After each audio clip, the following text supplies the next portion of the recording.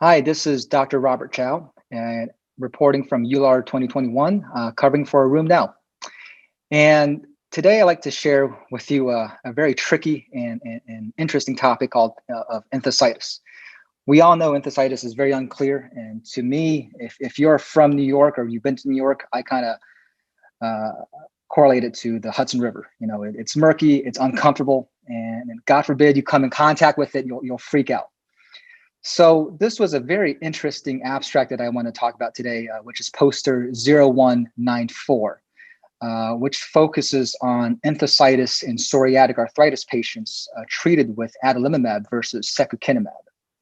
And this is really a post hoc analysis from the EXCEED study, which was a head-to-head trial of those two drugs, and which showed similar results in terms of joints and enthesitis treatment at the end of week 52. And this study wanted to have a more detailed look into the enthesitis activity in this group of patients. So the baseline enthesitis activity was based on the Leeds enthesitis score and a SPARC score.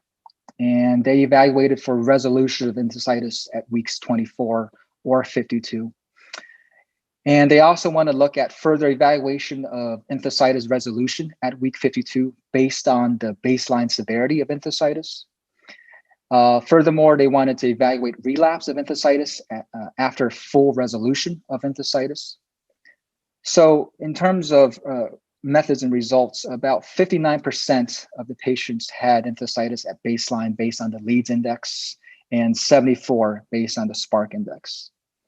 Overall, secukinumab and adalimumab had a mean change of enthesitis scores that were similar at week 24.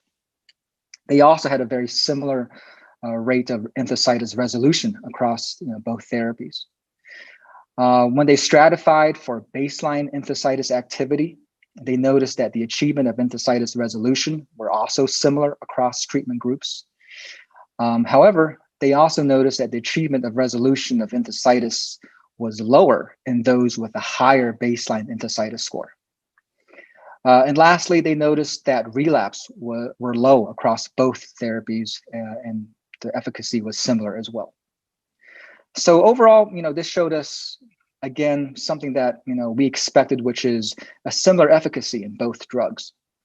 I think a few interesting take-home points from this is the fact that these drugs worked well for patients with mild enthesitis, but for those with moderate to severe enthesitis, they didn't do so hot. So I think we're still left with questions on how do we treat effectively a patient who has severe enthesitis and who may have enthesitis as their predominant disease factor.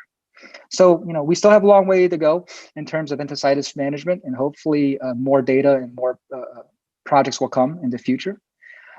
In the meantime, stay tuned to Room Now for live coverage of ULAR 2021, and feel free to follow me on Twitter at Dr. RBC. Thanks.